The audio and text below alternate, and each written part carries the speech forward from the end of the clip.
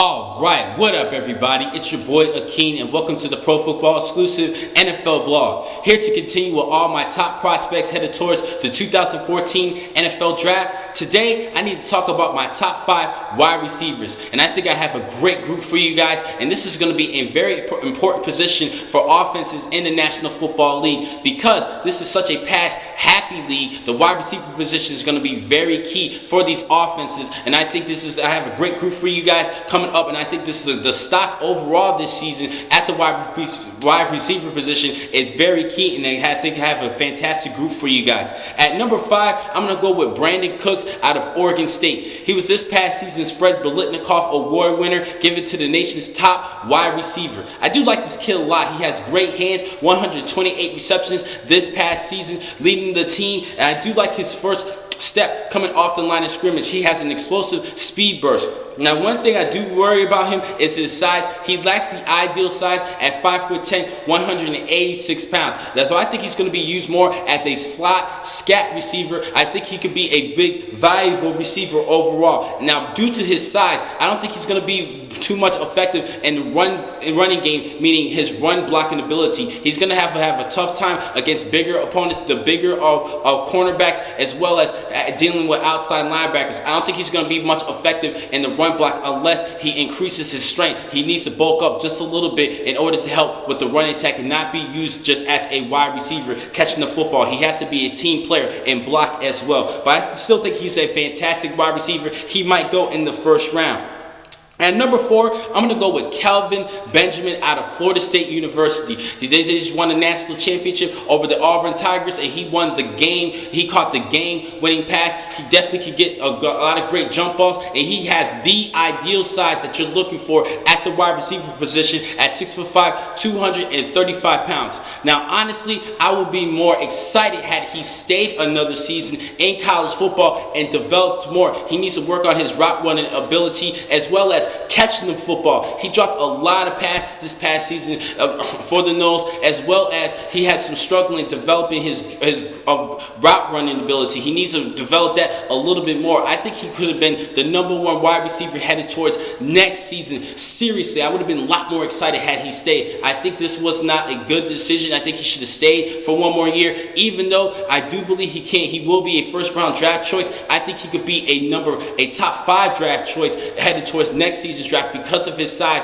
and I think he just needs to increase working on his route running, as well as he needs to catch the football, and that's going to be key for teams. If he drops the football, he won't even be in the starting lineup. At number 3, I'm going to have to go with Marquise Lee out of USC. This kid is spectacular. He has great vision, he has elusiveness, and he has amazing acceleration. He has a good straight line speed, and he's a big-time deep ball threat. Now, this past season, he only had 791 yards receiving this past season and 4 touchdowns compared to 14 touchdowns and 1,721 yards receiving in 2012 when he won the Biletnikoff Award. And the reason behind that is because he's been dealing with some injury, and also this was due to the inconsistent play from the quarterback position for the USC Trojans. But he is still an amazing, dynamic player, and I really think he's going to be a good mid pick in the first round. I think he's an amazing receiver. Now, one thing he does need to work on is that he sometimes lollygags and kind of let plays go. He takes breaks on plays, meaning he kind of takes plays off and freelances, leaving opportunities for interceptions to cause from the defensive side of the ball. Now, I think he needs to work on that. He needs to play every play hard. Even if the ball is not going to him, you never know. The quarterback might have to try to extend the play, and he has to stay open. He cannot get lazy. He sometimes gets lazy every once in a while. He just needs to work on that. Now, he would have been my number 1 receiver. He was actually my number 1 receiver headed towards this season, but because of the lack of performance this past season, and due to the fact that I did notice that he kind of lets plays go by, that is a big problem. That's why I had him at number 3, but I still think he's going to be a mid-pick in the first round. Now, at number 2, I'm going to have to go with another big wide receiver from Texas A&M, Mike Evans, 6'5", 225 pounds, and he will definitely give you a lot of great jump balls, just like Kelvin Benjamin. But unlike Kelvin Benjamin, he actually catches the football, and he has great great route running ability, and he is a big time deep ball threat. Now he doesn't possess the quick burst that you want out of the line of scrimmage, but on stride he has great long strides, and he would get up in position to catch the football. Now he definitely depends more on his size in catching the football. He's great size, 225 pounds, I already mentioned, but he needs to not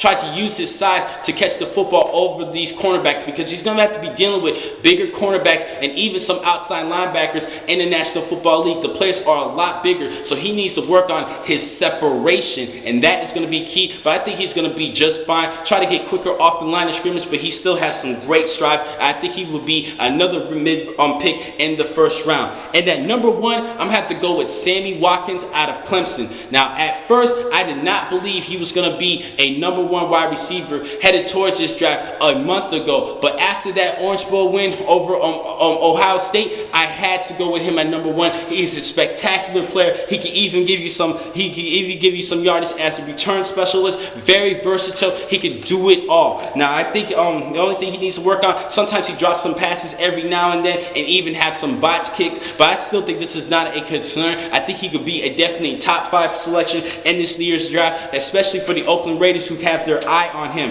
Also, there's a couple little bit of concerns for his durability. Back in 2012, 2 seasons ago, he has been dealing with a couple of injuries, but this year he was explosive and a great All-American this past season. So I had to have him at number 1 because of his versatility, and he's just a great dynamic receiver. You can put him everywhere. Now I have a couple of honorable mentions for you guys. A couple of great receivers who just missed my top 5. Devontae Adams out of Fresno State. He's an amazing receiver, had over 1,700 yards receiving, and a couple of tall, lanky receivers, Allen Robinson out of Penn State, as well as Jordan Matthews out of Vanderbilt. Both these 2 players were great workhorses at the receiver positions for their respective schools.